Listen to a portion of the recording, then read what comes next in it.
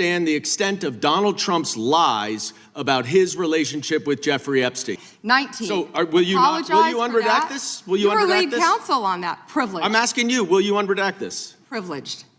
Privileged, of course. I look forward to discussing this more.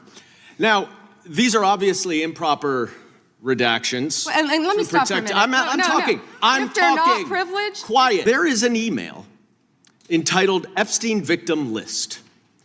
There are 32 names. 1 is redacted. 31 are not.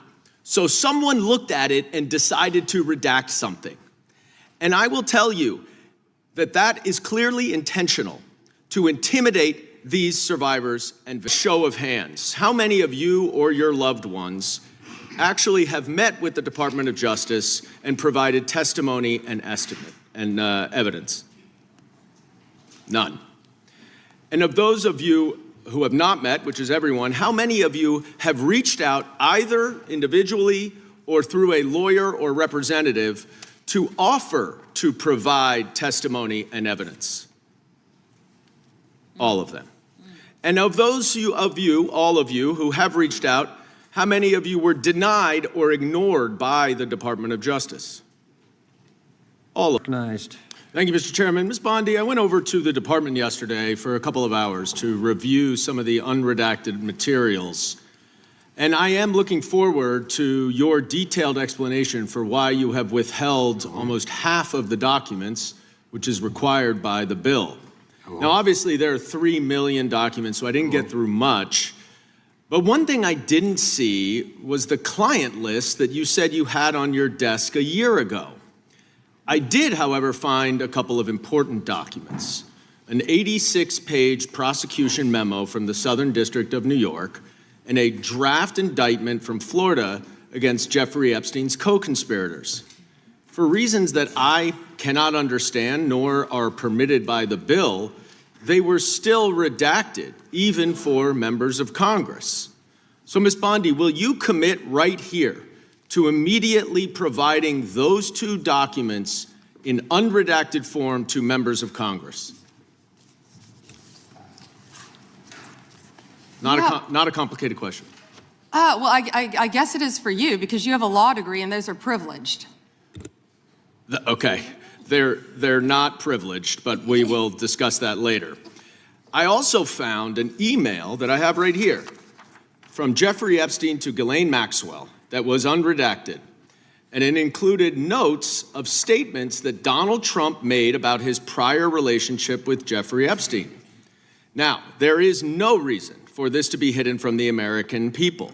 There is no privilege, there is no attorney-client privilege, and I see you're checking with your staff, and I can assure you, staff, this is not under attorney-client privilege because it was sent from Jeffrey Epstein to Ghislaine Maxwell. Will you commit to publicly providing the unredacted version of this so that the American people can understand the extent of Donald Trump's lies about his relationship with Jeffrey Epstein? You're about as good of a lawyer today as you were when you tried to impeach President Trump in 2016. Have you apologized for that in 2019? So will you unredact this? Will you unredact this? You were lead counsel on that. Privileged. I'm asking you, will you unredact this? Privileged. Privileged, of course. I look forward to discussing this more. Now, these are obviously improper redactions. And let me stop for a minute. I'm talking. If they're not privileged, quiet. Don't yell at me. If they're not Mr. Chairman, would you stop the clock? This is on your time. It's not on Mr. Goldman. Even though you used your improper redaction. What you just saw is the turning point of this entire exchange. The question is simple: unredact the documents. But instead of a clear legal answer, it turns into deflection, repetition, and personal attacks. That matters, because when someone keeps falling back on the word privileged without explaining why, especially after being challenged on the legal basis, it raises a serious question. Is this about protecting sensitive law or protecting specific people? And notice the shift. When pressure builds, the focus moves away from the documents themselves. That's not just strategy, it's a signal. The real issue here isn't complexity, it's transparency. I like my answer. To if continue we review them to protect and they're not privileged, even though you used improper redactions to protect Donald Trump and other predators associated with Jeffrey Epstein, You did the exact opposite thing with the survivors and victims of this scheme. So their identification information was really the only thing required to be redacted, and it was not.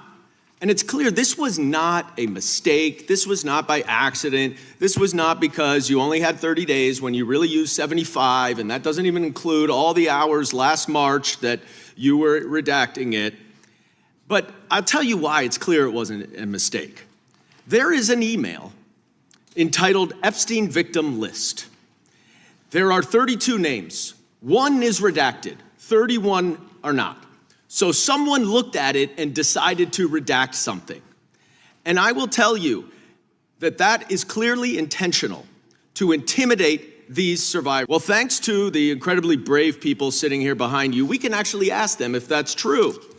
Now, would the survivors and victims who are here please stand up one more time? Just by show of hands, how many of you or your loved ones actually have met with the Department of Justice and provided testimony and estimate and evidence? None. And of those of you who have not met, which is everyone, how many of you have reached out either individually or through a lawyer or representative to offer to provide testimony and evidence? All of them. And of those of you, all of you who have reached out, how many of you were denied or ignored by the Department of Justice? All of them. And despite the shameful and despicable efforts by Ms. Bondi and her department to intimidate you, how many of you are still willing to speak to the Department of Justice? All of them. Well, Ms. Bondi, it looks like you have some more witnesses to talk to. Gentleman's time has expired. And I yield back. We will go to the good gentleman from North Carolina, Congressman Knott. Thank May you. I have a moment, Congressman? Yes, ma'am. Thank you. Here we go. Here's the photograph. This is why he wanted to repeat everything that had been said previously on Epstein. This is his state, New York. You probably don't even know who this is. Wahid Mohammed from Afghanistan. Yes, because I'm no longer a prosecutor. Convicted of assault. Wow, he represents New York. Wow, yet he doesn't care about the illegal aliens convicted of crimes. Assault and homicide. This entire exchange builds toward one core question. Who is the system really protecting? And by the end of this transcript, that question becomes unavoidable. Look at the pattern.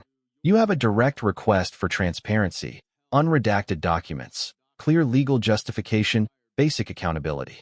Instead of answers, what you repeatedly get is deflection. Privileged is used like a shield, but never fully explained. When pressed, the response shifts into personal attacks and unrelated talking points. That's not just a communication breakdown. That's a signal that the substance of the question is too uncomfortable to confront directly. Then comes the most revealing contradiction of all, the handling of redactions. According to what's presented here, the very people who should have been protected, the victims, were exposed, while powerful individuals and key documents remained hidden. That flips the entire purpose of redaction on its head. Redactions are supposed to protect the vulnerable, not the influential. When that balance is reversed, it doesn't just raise concerns, it undermines trust in the entire process. And the moment with the victims in the room takes this from abstract to real. Every single one of them indicating they were ignored or denied, despite reaching out. That's not a minor oversight. That's a systemic failure. Because accountability systems only work if the people they're meant to serve are actually heard. If those voices are shut out while decisions are made behind closed doors, then what you're left with isn't justice, it's control. There's also a broader institutional implication here. When documents are withheld, even from members of Congress, when legal justifications are disputed in real time, and when transparency only comes through confrontation instead of procedure, it suggests something deeper than a single disagreement. It suggests a system that is increasingly resistant to scrutiny. And that's why moments like this matter. Not because of any one name mentioned, but because of the precedent it sets. If the rules can be bent or selectively applied, depending on who is involved, then the credibility of the entire system starts to erode. So the real takeaway isn't just about what was said, it's about what wasn't answered. Why were those documents still redacted? Why were victims left exposed? And why does it take public pressure to even begin getting clarity? Those are the questions that don't go away when the hearing ends. If you made it this far, I want to hear your take. Do you think this was a failure of process or something more intentional? Drop your thoughts in the comments. Hit like if you found this breakdown useful, share it with someone who needs to see it, and subscribe for more deep dives like this.